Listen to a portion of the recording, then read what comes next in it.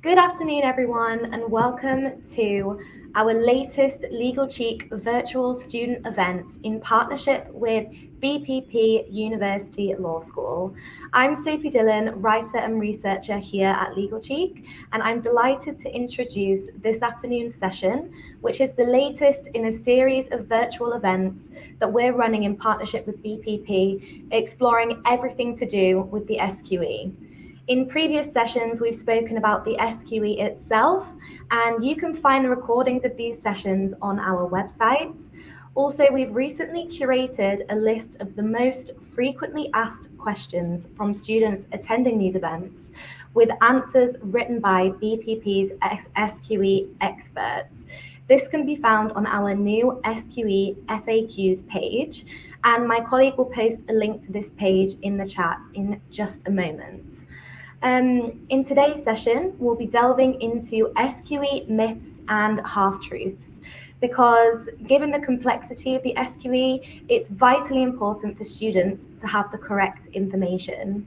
I'm very pleased to be joined this afternoon by Caroline Rayson, BPP's SQE1 award leader, who will be leading the discussion this afternoon, as well as Christian Stocker, Natalia Kowand, and Azura Russo, who have all completed or are in the process of completing the SQE with BPP. Before I hand over to Caroline, I just want to do a quick bit of housekeeping. This discussion will take place from 4 p.m. until just after 5, and it will be then followed by an hour of virtual networking where you can meet and quiz the BPP University Law School team, who will be made up of our panelists today. During the panel discussion, please feel free to send over any questions that you have as we go along in the chat tab. This is located on the right-hand side of your screen, but it might be best to hold on to these until the networking, as we've got quite a packed schedule this afternoon. On that note, make sure you've got your chat set to stage and not to event so that we can see your questions as they come through. At 5 p.m, I'll be popping back on stage just to round up and direct everyone to the networking session. And on that note, I will hand over to Caroline for our afternoon session. Thank you very much indeed, Sophie, and welcome everybody. Thank you very much for joining us for this session this afternoon. There's so much about the SQE to understand, and what we really hope is that by the end of this session and by the end of the networking, you'll have a much more secure idea for yourself of what the SQE means and what your path might be towards passing it all.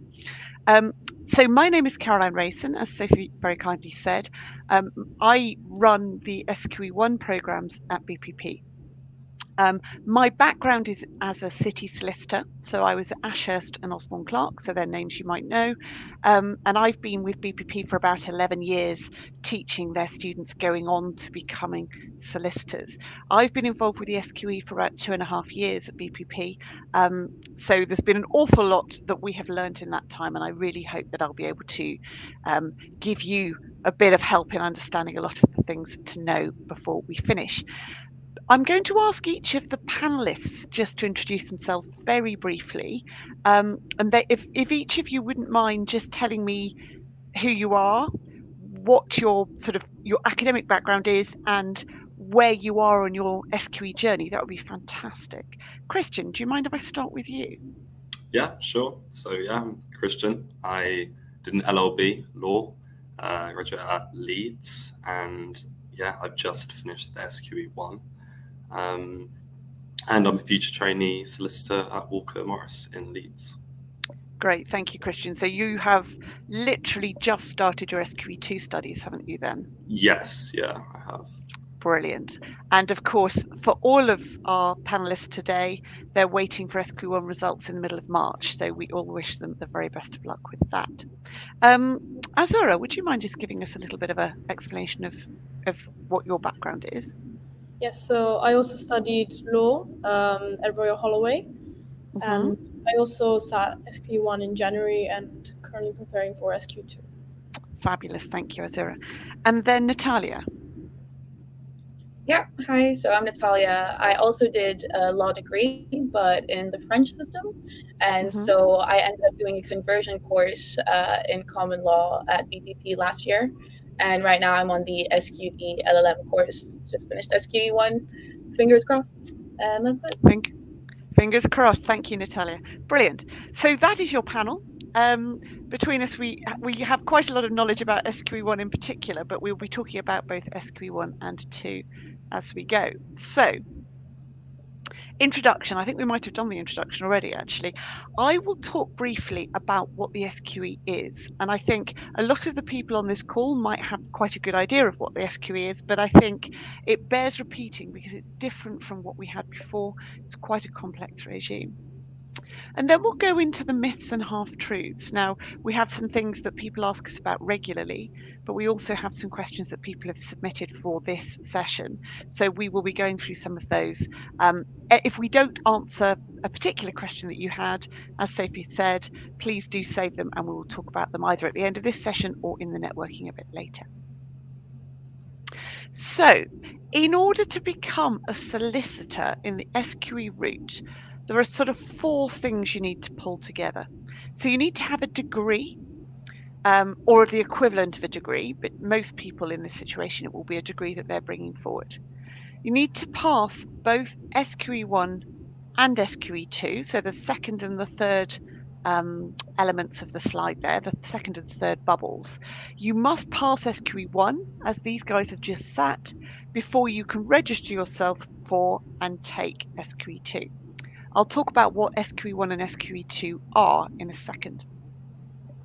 You need to have undertaken 2 years of qualifying work experience, and that can be at any time as long as you've got 2 years worth of qualifying work experience by the time you're seeking to qualify. And then this is not a change in this regime. You still need to be of satisfactory character and you must be suitable to be a solicitor. Now, I'm sure everybody on this call is entirely of satisfactory character, but that is also something that you need to be able to demonstrate in order to qualify. So this is what you have to have assembled by the time you're applying to the SRA to become a qualified solicitor. A common question we're asked is, in the context of all of this, do you need to have a law degree or a law conversion in order to be able to qualify with the SQE way, in order to get involved in preparing for the SQE? We're going to come to that later. The way that the SRA presents it, it implies you don't, but we'll talk about why actually in reality you do need some very substantive preparation for the underlying law subjects. So SQE1, these are the assessments which my co-delegates have sat in the last couple of months. The SQE1 assessments assess 2 groups of subjects. The first group are what we might think of as underlying law subjects. These are the kind of things that you will have studied either in a law degree or in a law conversion. So those are the subjects in white there on the slide. In addition, SQE1 assesses what we might think of as practice subjects. So these are the kinds of things that people used to do in the first part of an LPC. So the subjects there in yellow on the slide, much more applied subjects. Now you'll see bottom left, these assessments are sat over 2 papers. Each paper has 180 multiple choice questions in it.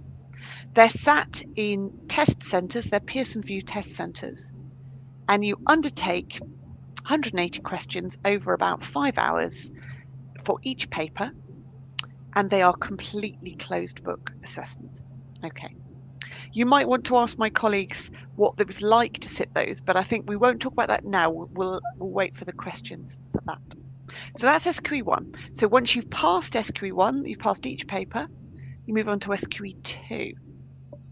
Now, a common misconception about SQE2 is it only relates to skills.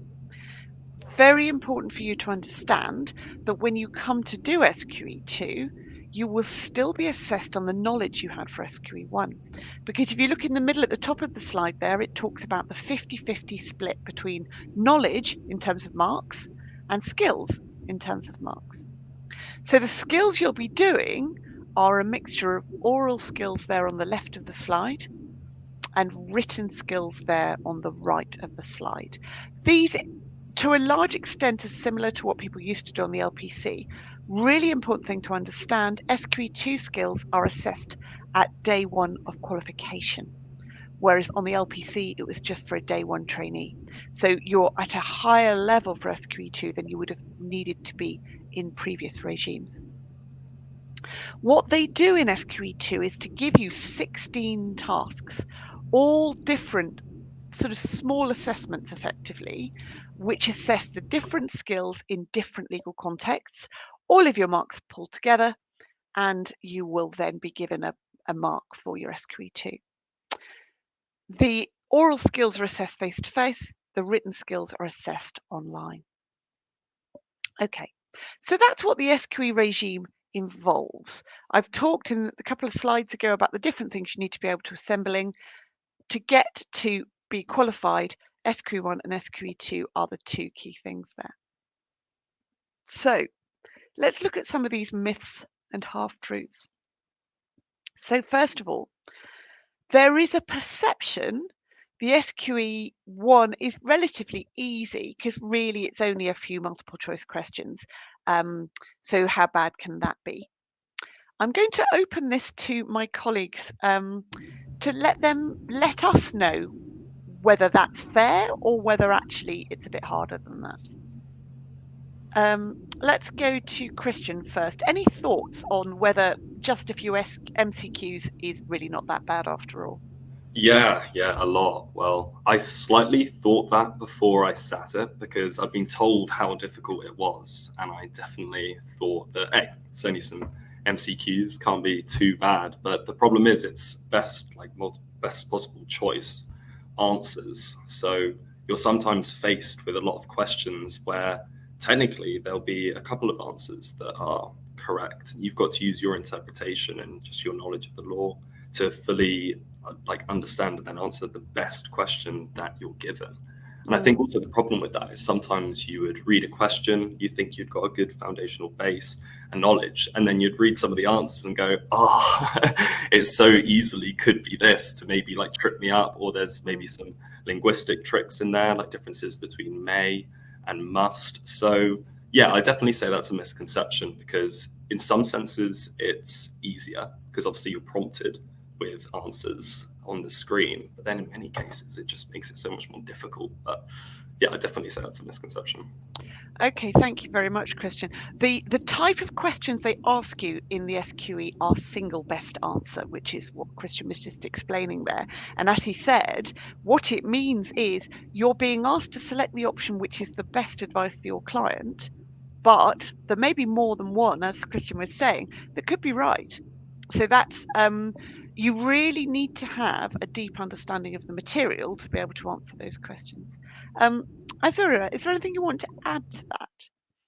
I think I agree with what Christian said, but I think that maybe saying is only MCQs is reductive in the sense also that it's also you can, even if maybe if you don't know the legal theory under the question, you might be able to kind of take out the obviously wrong answers, but when you come down to only two that might be correct, you still need to have enough knowledge to actually pick the correct one. So it's more than just MCQ in the sense of just picking an answer that is probably correct. Yes. I mean, I suppose the flip side of that is if you really don't know, the best option is to guess, because at least you then give yourself a chance of answering the question right. But of course, nobody wants to go into an assessment intending to guess any of the answers. Anything, Natalia, you would like to add to that from your experience? I mean, I completely agree with everything that's been said. I think one thing that I wasn't expecting from the whole MCQ aspect of things is that you are going to be doing that for 2 hours and a half and then another 2 hours and a half. And so eventually the lines between what you know and what you think you know kind of start to blur. So I think it's kind of important to actually get used to the format of MCQs, because realistically, when it's a lot of MCQs and all of them have this single best answer situation, it can just emotionally and mentally speaking, it gets way harder as you go along. So I do think that the MCQ format is actually one of the bigger challenges of the SQE one more than anything. Thank you, Natalia. Yes, I think that's absolutely right. I mean, one thing we do at BPP is to make sure that people have a lot of exposure to MCQs throughout their teaching to just get more used to the way that these things work. But yes, there's no hiding that number of MCQs in one day is an awful lot for people to cope with. So having MCQ stamina, but also having a really good understanding of the material is really important, I think, going into SQE1. So I think our message from this myth or half truth is don't underestimate what SQE1 is. Multiple choice questions are different from the way that you may have been assessed before, and getting used to how they are and getting used to how you are with them will be important for you as you prepare for SQE. Okay, let's move on to the next one. Oh, we've got a couple of your questions then. So what are the biggest challenges candidates face when preparing for and taking the SQE, and how can I best overcome them? Okay, we've talked about the challenge of the MCQs, but let's go to the panel. Any thoughts from any of you on this first Sheffield University question? Yeah, definitely. I would say there's just so much content because obviously, as been mentioned, you get taught the core practical modules in a prep course, but then you have underlying foundational modules, the things that you learn from university or on a PDGL, the contracts and tort and whatnot. And there is just so much to learn. And I sadly really realized that in about week 5. And it was quite easy to kind of get submersed in just so much work. So I'd say that's one of the biggest challenges, and just how you really manage your time well and your timetables and how you manage to learn all of that content, because it is so much and it can't be understated. Thank you, Christian. Either of the others, any thoughts you want to just add in on that? Yeah, I completely agree. That was going to be my answer as well. But so as to how to overcome it, I don't think there's a one solution fits all. But I think consistency is really what saved me, is that you can't let yourself get overwhelmed with the amount that you're going to have to know at the end, so long as you just take it week per week and stay consistent. And I think it takes a lot of discipline and it takes some sacrifices as well. But by the time I got to a few weeks before the SQE one, I'd realized that I'd repeated some of the content enough times that I felt relatively confident that now when I repeat it one more time right before the exam, I'd at least retain a lot more of it. And I think that just because it is a lot, but just to not scare people off, if you do stay consistent, you're going to retain a lot more than you think you will. So I think that really is the key, is just giving yourself that discipline throughout the term before you actually get there. Thank you very much. I think the quantity is clearly an issue, and I can see there's some comments in the chat about it as well. The breadth of the syllabus is enormous, as we were demonstrating earlier, just showing you the different subjects that are covered. And a challenge that some people have more than others will be how long it is since they studied their underlying law. So I think from what both of our contributors there were saying, sort of getting organised early to make sure that underlying law is also good for you will be really important. Anything else, Azira, you wanted to add? I think one thing is also that a lot of people probably focus a lot on actually studying and trying to retain content, but maybe they forget they also need to get enough practice. So they actually need to start doing MCQs, like not at the last moment, because the exam, like for example, some people might do like a lot of notes, but the exam is not open book, so you have to make sure that you actually start practicing MCQs early on. Doing those without the notes, yes, absolutely. Thank you very much indeed. Is the SQE harder than the LPC, says a contributor from Coventry University? Now, I did the LPC, but none of the other panelists did. I mean, I think the reality is the pass rate on the SQE is lower than the pass rate on the LPC generally. The breadth of what is assessed in the SQE is much broader than what was assessed on the LPC, because the LPC didn't assess the underlying law in the same way. It was different in that you did electives instead, but I think it's arguable that the SQE is harder. However, for many, many candidates now, it is the only route that they have. So it's very much a question of embracing it and going forward. And your peers who will be applying for the same jobs and who will be with you in the law firms will have done the same. Okay, let's move on then. You don't need to do a prep course. So remember I showed you the slide with the things you have to have assembled in order to be able to get qualified. It doesn't say anywhere on that slide that you need to have undertaken a particular program of study. All it says is you need to have a degree and you need to have passed SQE 1 and 2. Our belief at BPP is that it would be extremely difficult to pass the SQE without having undertaken a program of study to make sure that you understand all of the material so that you can give yourself the best possible chance of having a really successful time when you sit the assessments. Our view is that that is indispensable, but it is not compulsory. I'm going to call on my colleagues and see whether they have a view. I'm giving you my view on that and BPP's view on that, but maybe let's just see what they think on it. Azura, any thoughts from you on whether it's necessary to do a prep course? I think, like you said, obviously it's not compulsory, but one of the main considerations is the limit on how many times you can take the exam in a certain amount of time. So correct me if I'm wrong, but it should be 3 times, and then you have to wait 6 years. Yep. And also the resit fees are the same. So, I mean, obviously we can talk about how you get support and everything, but you should also think about the objective kind of risks of not taking a course. Thank you. I think that's very clearly expressed. I mean, one thing Azura mentioned there is the cost. The fee to sit SQE1 is nearly £1,800. So that is a significant outlay for anybody.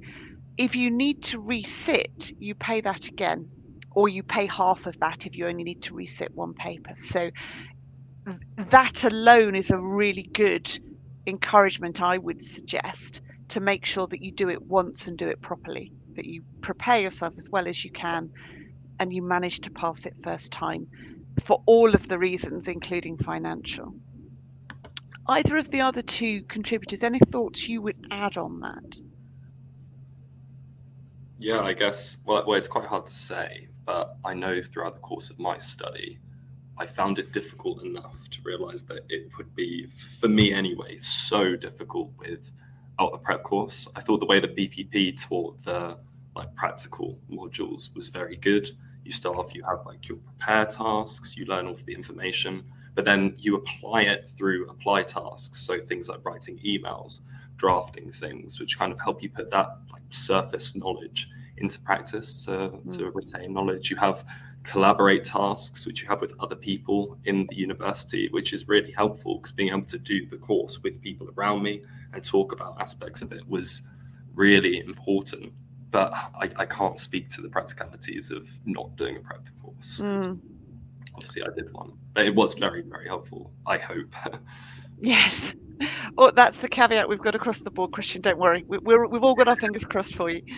Okay. So let's have a look at common misconceptions. Okay, so what is the most common misconception about the SQE for somebody from Essex University? One that we get a lot is exactly this myth/half-truth. And that, that comes from the fact that the SRA does not require you to do any form of study at all other than to have a degree. But I've said it already, we firmly believe that to put yourself in the best possible position, you should undertake a course of study, make sure that you can get it done properly first time. University of the West of England students asking about the chances of passing through self-study. Realistically, I think it's challenging. It's challenging anyway, but I think for an individual without access to tutors, without access to people to give guidance and support, it would be a very big job for anybody, even with good materials. It would be a very big job for anybody to have the discipline and the confidence to be able to pull all of that together and to go through the centralised assessments. So there will be students who can pass based on self-study. I think for most people, that will be a very difficult task to undertake. Okay. Anything else from any of our contributors just before we move on to the next topic? Good. All right, let's move on then. So number 3. Non-law grads don't need a PGDL or law conversion.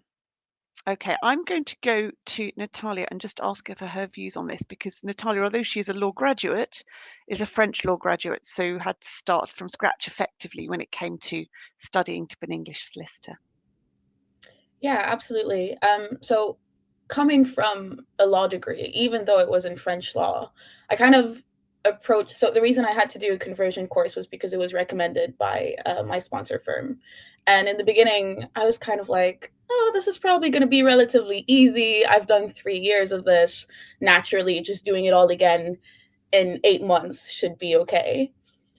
But it turned out to be really difficult, and it was quite a shock because, you know, again, I'd seen a lot of these subjects before, I'd studied contract law before, etc., but the system was very different. And so if it was hard for me as a student that does come from a law background, I think it would be even more difficult, to start an SQE prep course without having done that conversion course first, because realistically it covers all of the underlying law that you need to know. And I think it would be very, very hard to get through all of the other subjects without having had these foundations first. So I definitely think it should be recommended or strongly encouraged to just go through a prep course, and it's just going to make it easier later on the long term, is my opinion. Thank you, Natalia. I agree with you completely. For BPP, we actually require students to have done either a law degree or a conversion, because we feel that that puts students in the best possible position. Because the SRA doesn't say you have to have this, some people are reluctant to do it, but actually what we are seeing in our experience is that people need to have undertaken the kind of study that Natalia did in order to give themselves a real fighting chance of being able to pass the SQE well. It's a little bit like a subset of what we've just been talking about in terms of doing self-study for the whole thing. If you did self-study for half of it, you didn't have a conversion, and you somehow had studied ahead of going into studying SQE1 and the practice subjects, you would lack almost certainly the foundation that's needed. So we, BPP, take the view that you need this foundation to make the best of your chances, bearing in mind we've talked about the cost, bearing in mind we've talked about the difficulty of having to potentially resit. So Fiona's asked a question about the main differences between taking a PGDL at BPP and studying in the LLM law conversion with SQE1. That's actually quite a specific BPP question. I'll address it very briefly, but I'll move on because mainly this is not really meant to be specific for BPP. So the PGDL at BPP, or is now referred to as the law conversion course, is a postgraduate diploma, and it covers what we're referring to here as the underlying law subject. So that's effectively a law conversion, or the equivalent of doing a degree in law. The LLM law conversion with SQE1 is a master's, and what it covers is the PGDL aspect plus a module or a term if you're full-time, which prepares you to the practice subjects for SQE1. So the colleagues on the call today all have done that module, that SQE1 preparation module, in the last term. They were doing that between September and December. So the LLM law conversion with SQE1 just pulls that into also the postgraduate diploma in law. So somebody who takes that master's is studying all of the subjects that are covered by SQE1. Okay. And can you explain how the SQE route affects non-law students, somebody from Aberdeen University? Now, hopefully, what we've talked about already will help you understand that. So you can have a non-law degree, that's absolutely fine. It's not absolutely compulsory by the SRA for you to have some sort of conversion, but we at BPP would expect you to have done one in order to be eligible to join our courses, because we think you need it to give yourself the best possible chance. If you have a Scottish law degree, you should speak to our admissions team or whoever else you're going to talk about what exemptions that would give you. Clearly, Scottish law, like French law, is not exactly the same as English and Welsh law, but there may be areas where you would be able to get dispensation. Okay, let's move on to our next myth or half-truth. The SQE is cheaper than the LPC. Now, again, my colleagues haven't done the LPC, so I'll talk about this a little bit and then we'll sort of open it up a bit more widely. The SQE, we've talked already a little bit about the fact that you have substantive assessment fees to pay in order to be able to sit the SQE. And in fact, I think I've got a slide. Here we go. So £1,798, just squeaking below £1,800 for SQE1. SQE2, because you've got the face-to-face aspect of the oral assessments, is more expensive. It's also very complex, so that's why that's more expensive. So in total, you're looking at more than £4,500 to sit before you undertake any kind of training, any kind of prep course, any kind of materials you might want. Let's go back a second. So £4,500 before you get out of bed effectively. Depending on what you're paying for your SQE course, that may double what you're paying. It may mean that you end up paying considerably more in order to do a more substantive course. Okay. Overall, it is likely to be, in many circumstances, more expensive than the LPC. Okay, that is the reality. Now, we'll talk a little bit in a moment about how that might be offset, how people might be able to manage that. But it's important to understand, going back to what we're saying about do it once, do it properly, that you will be paying substantive fees here for the SQE. Okay. In terms of accessibility and funding, can you provide insight into the various options available to students and any misconceptions or myths around the costs associated with preparing for the SQE? Somebody from Bristol. Okay. So I've addressed the fees that you pay. So unlike the LPC, where the fees for your assessments were covered by your course fees, the SQE for most providers, you'll be paying separately. Okay, so whenever you're looking at what your options are for SQE and what your costs might be with different providers, please be really careful to ensure you understand where the costs are, whether you'll be paying for assessments on top. Okay. In terms of funding studies, there are options available. And Lancaster University student has also asked that. Now, one option, now two of our panelists here have training contracts with firms who are financing their studies. That is one way of undertaking that.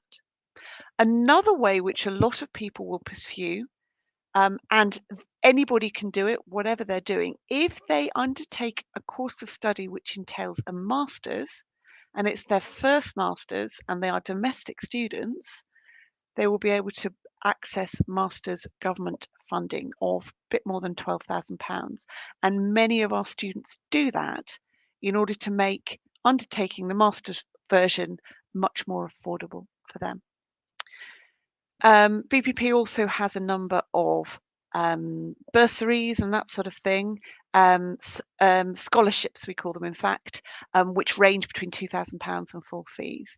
Now, a lot of students benefit from those over time as well. I'm turning to my colleagues. Is there anything anybody would like to just contribute about finance and maybe how they're aware of either themselves or friends who've used ways of financing their studies?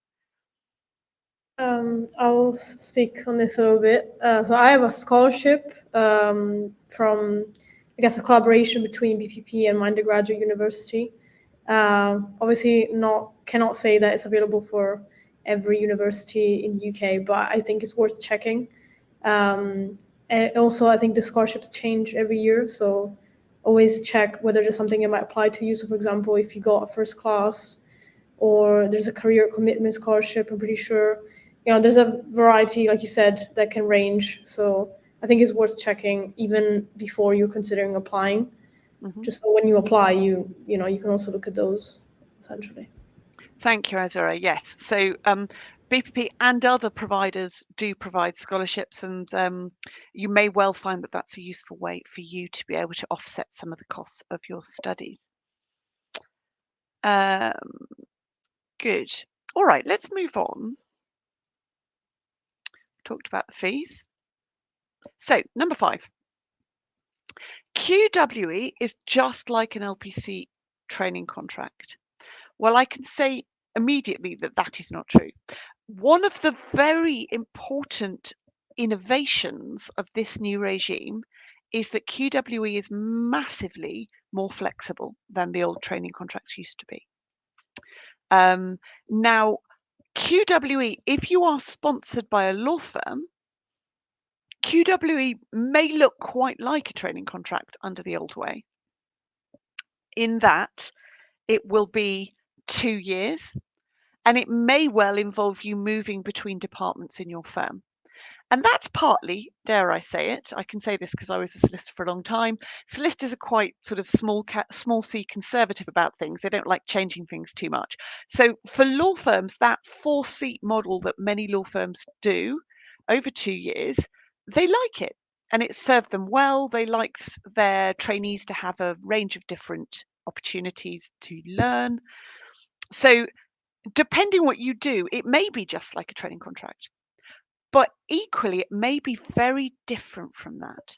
So the flexibility afforded by the QWE is that, for example, it can be undertaken in up to 4 different environments. It can be undertaken for volunteering, not just for paid work. It can be undertaken overseas.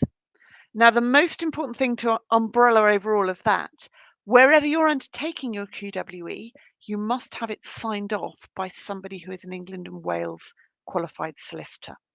So, for example, if you're doing QWE in Brussels, that's fine as long as you're working for, or you've got or somebody who is England and Wales qualified has a really good understanding of what you're doing. The other important, or 2 other important things to think about. First of all, the person signing you off is not saying you are competent to be a solicitor. All they're doing is saying is you've had opportunity to develop the skills of a solicitor. So it's actually much more low key than it was in the past.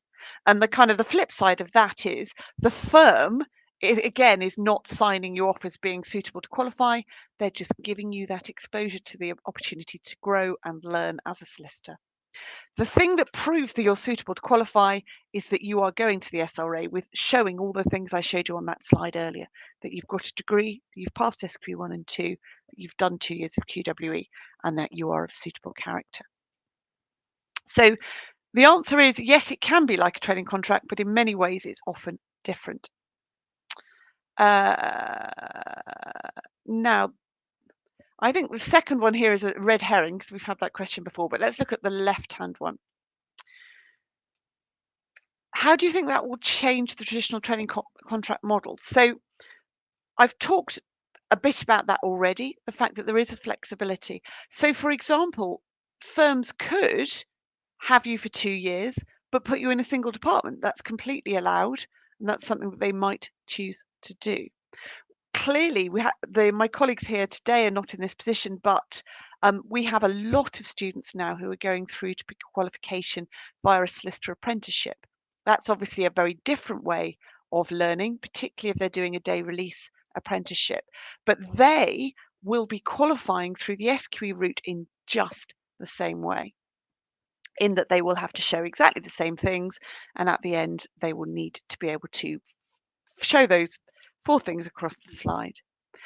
We're not going to talk about apprenticeships particular here, But there's lots of information, lots of BPP outreach sessions, lots of things that Legal Cheek get involved in that will help you understand apprenticeships if that's something you are interested in.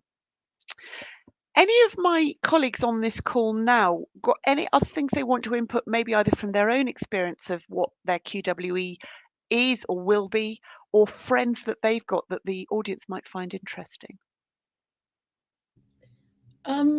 I have a small thing. I don't know if it will be helpful, but hopefully it is. So I'm doing my QWE in Dubai. And so this is just a thought for people, is that you can apply to English law firms to their offices abroad, which might be a good idea if you're looking to, I don't know, either work abroad or even if you want to find just a different environment, etc. So that just might be a consideration to have. That's a very interesting point. Thank you very much for adding that. Anything else from the others for now? No. Okay, that's fine. One other point just to make, there are organisations out there now, as the QWE thing has developed, there are organisations out there who help candidates curate QWE, pull together QWE to improve their CV. So you might be able to get 6 months of experience in a particular environment, perhaps. Because one of the most important things to think about with QWE, if you're pulling it from different places, is just to make sure that your CV looks good with the QWE that you have on it by the time you get to the end of your of the time. So that when it comes to getting a qualification job, you will be a really good candidate. Okay. Number 6. All online SQE courses are very similar. Now, my colleagues on this call are all studying face-to-face, so I'll just talk a little bit about this. There are a wide range of online courses available for the SQE, and they can range from a platform which provides you with materials but broadly leaves you to sort yourself out, all the way through to a fully taught online course, which is very similar to what you'd have face-to-face, but just delivered online instead. So at BPP, what we do is to ensure that people's online teaching is as close to the classroom experience face to face as we can make it. We use a platform called Adobe Connect, which allows people to collaborate in breakout rooms and in a main room. You can use cameras, you can use microphones. And the idea is it's close to being in a traditional classroom. And for people who maybe live a long way from one of our centres, it can be a really useful way to learn. And particularly if you have other things in your life, if maybe you have children that you need to look after at certain times, you might find it's very, very useful. There is a big difference between different online courses, so please do make sure if you're thinking about learning online that you understand what level of support you will have from your provider, where you can ask questions. Make sure you think about the amount of tuition that you yourself will need to ensure you can make the most of your opportunities.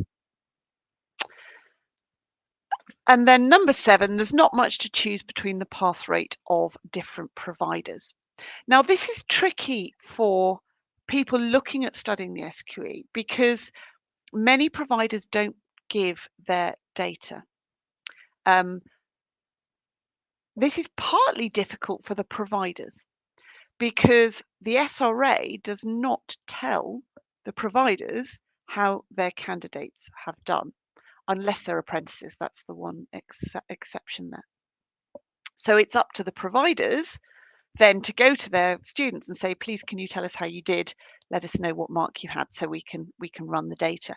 Now, we have done that for the SIT in January 23, and I'll show you the data for that in a second. But it's quite a big job, you can imagine, for all of our students to pull that data together. A lot of other providers just haven't provided that to the market, and particularly it's difficult for everybody, but a lot of people also haven't provided that. I think it would be wrong, however, to say there wasn't much to choose between the pass rates. I think it's likely a lot of the ones who are not publishing are not publishing because they're not happy with the rates that they have. Okay, that's my surmise. Just looking at the January 23 sit, so this was the first time there were substantive numbers sitting SQE1. So you'll see from the star at the bottom, there were over 3,000 candidates for the first time. Now, there are much more than that now. And for January 24, we will be publishing stats once we get those. The January 23 sit pass rate nationally across the board was 51%. Now, that's quite a sobering percentage. First sitters were 54, but still low 50s. Okay. Based on the work that we did to get the data from our own students, we managed to get data from a total of 85% of them. And of that 85%, 73% passed. And that was across all cohorts who sat SQE1 in that sit. So we are really pleased, really proud that we're able to give that data, and we have published this externally as well. We don't see this granularity from most providers.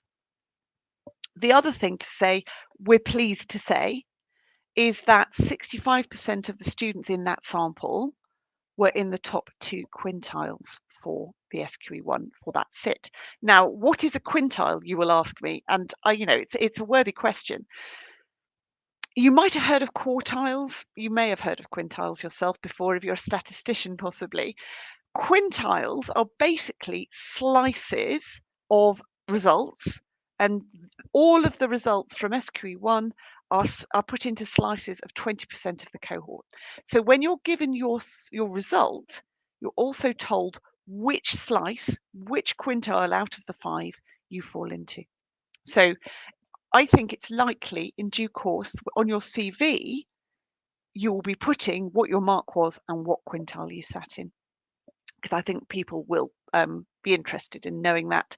And it will be a thing really to be proud of if you find that you've done well in that way. SQE2, so the 2023 sits in the middle of 2023. We're pleased again with our data there. So the national pass rate is higher for SQE2. Remember I said that you can only sit SQE2 if you've already passed SQE1. So to an extent, SQE1 acts as primary triage for SQE2. But you'll see that our own pass rate, we're very, very pleased to say, is quite a lot higher than that. So once people have got through SQE1, their chances of passing SQE2 are much higher. Again, this sort of data is not provided by all providers. Some will provide some, but you won't find that you will get full breakdown from everybody.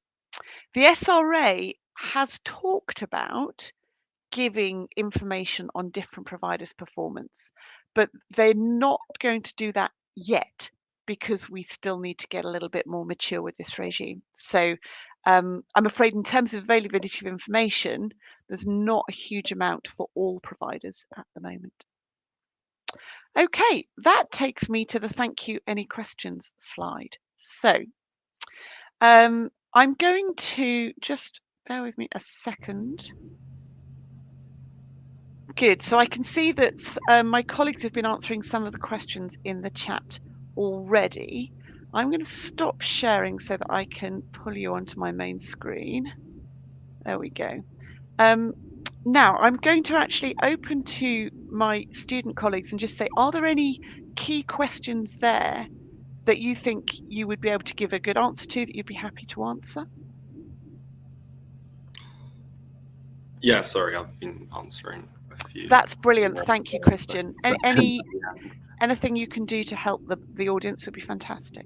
I'll tell you what, I wanted to actually touch on what I said earlier about the underlying foundational skills. And I thought if I could go back and give any advice to my past self or whatever, it would be, whilst you're at university, I think it would be good to make a note of the things that you'd be learning, which will be relevant to the SQE, because it definitely came as a surprise to me. Maybe I haven't prepared well enough.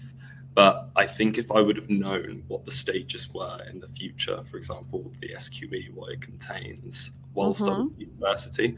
Just maybe not prioritizing it, because obviously all of the modules are important, but just making a note of it, keeping good notes, maintaining them, so I would have things to look back on in the future. Would have been nice to know back then. I think that's an excellent idea, and it's something that we, excuse me, well, I'm just getting the assessment specification. I'll just put that in the chat. Because we very much say that to students when they join us, you know, you need to be thinking about your knowledge so far against the assessment spec for SQE1. But if you can be doing that during your law degree, that would be amazing, or during your conversion course, that would really get you inside it earlier, wouldn't it, Christian? Yeah. Great. Thoughts from anybody else on questions that we've got in the box that you think it might be helpful for you to just to elucidate on now? Otherwise, I'll just look through some of the comments and see whether I can just give some answers.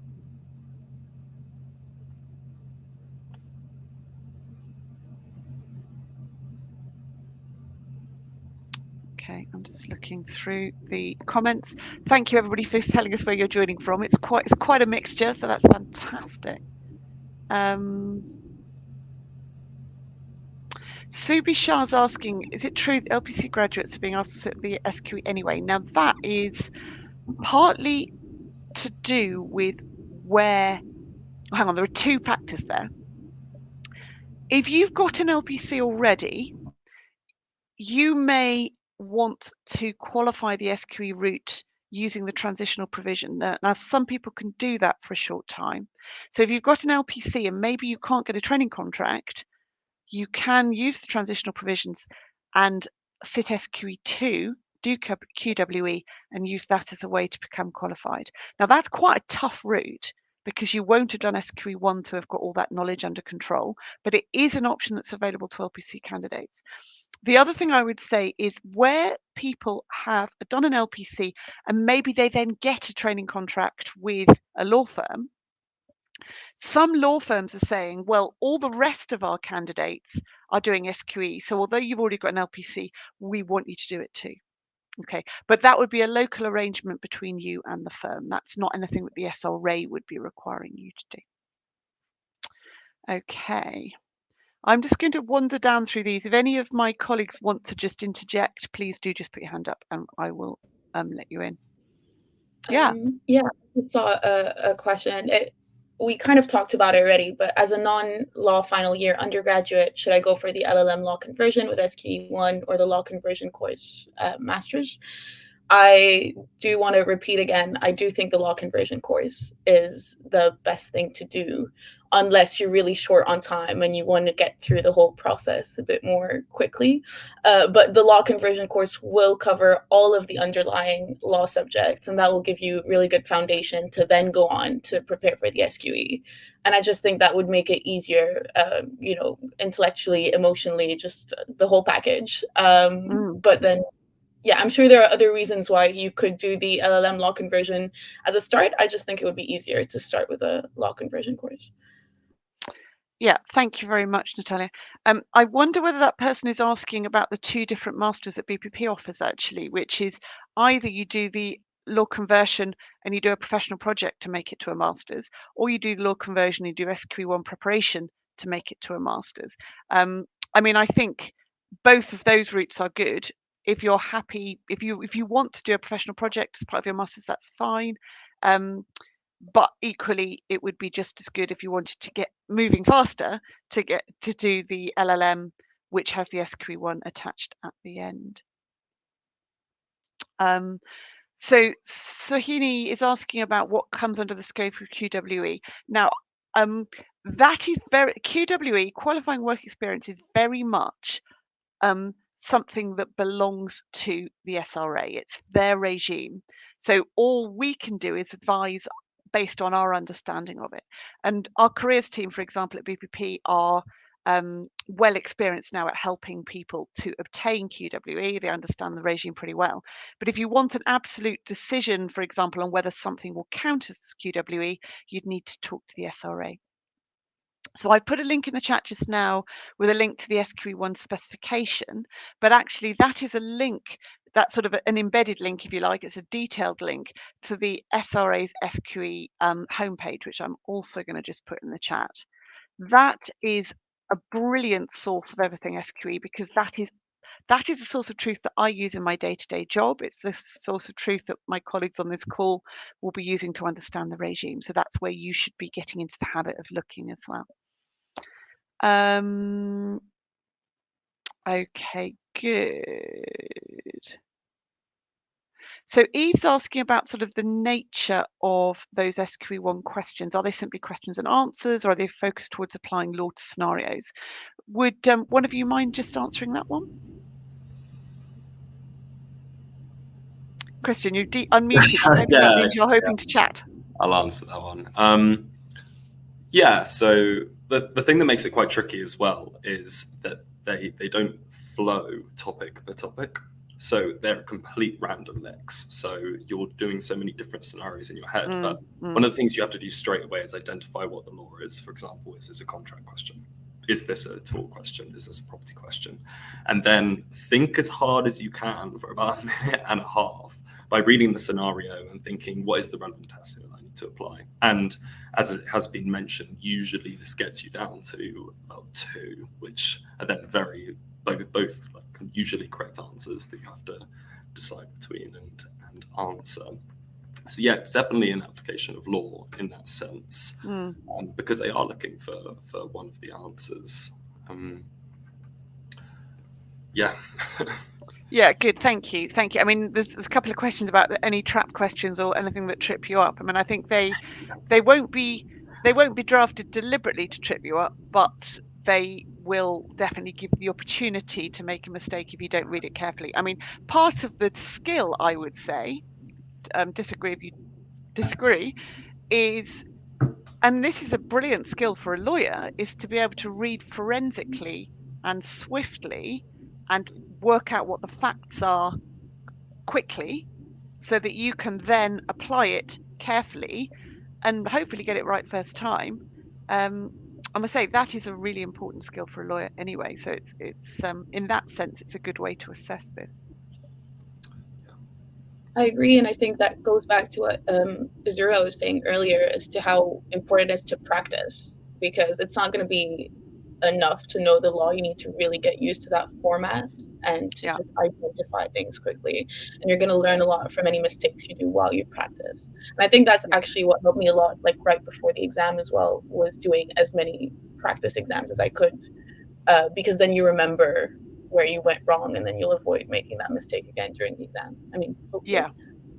And yes, and you, as you say, you can give yourself the practice of doing a sustained number of MCQs in a row, because as Christian said, it's they're presented to you as randomized, actually, so everybody will encounter the questions in different order, and you need to be able to jump in paper 1 between public and contract and tort and business and that sort of thing.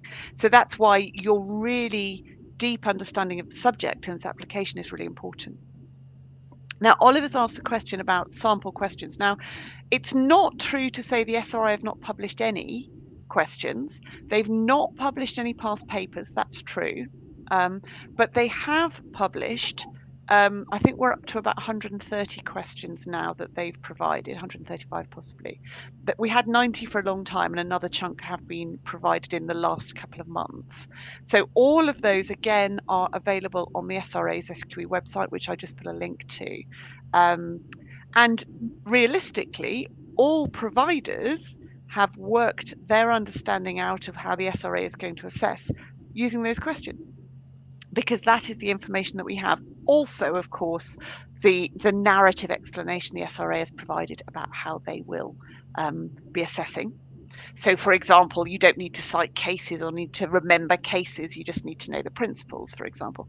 Again, all of that is explained in the SRA's website that I put a link to. Now, I'm conscious that we're getting towards the magic 5 o'clock time. So there are lots of people with lots more questions, and that's fantastic. But I think we will just now need to bring in Sophie, who will just give us a little bit of guidance about how we then make our way to the rest of the session. Hi, everyone. Thank you so much for your discussion. That was really interesting. And thank you to all of our panelists for taking the time to speak to us today. As I mentioned at the beginning of the session, please do check out our SQE FAQs page if you have any lingering questions about the SQE more generally, as we do have dozens of questions up there with answers written by BPP's SQE experts. However, as Caroline mentioned, the event isn't over yet, and we still have an hour of networking for you to pose your burning questions to the BPP University Law School team. For our speakers today, you just need to click the blue return pinwheel at the bottom of the page. This should take you to the front of the site where you'll be able to access the virtual expo on the left-hand side. And for those in the audience, you'll need to click on the Expo button on the left-hand side of your page. Once you're in the expo, just click on BPP's banner to enter the booth. We would recommend sharing your audio and video during the networking, just so you can ask your questions more directly to the speakers. And once your question has been answered, it would be great if you came down off the screen so you can just let other students ask their questions and make sure the session runs as smoothly as possible. And as mentioned at the beginning of the session, if you have any questions about the SQE, don't forget to check out this SQE FAQs page. So once again, thank you everyone for attending today's session, and we hope to see you at more of our events very soon. Thank you so much to everyone.